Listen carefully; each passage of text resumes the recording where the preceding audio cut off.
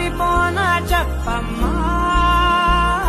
మరి మరి నలుగురిపెముగా చూస్తూ ఉంటే చాలమ్మా. పరి పరి విధముల గెలుపులుగా పైకెదుగుతూ ఉంటానమ్మా. అయినా సరే నాటికి ఉంటాను నీ పాపాయినై.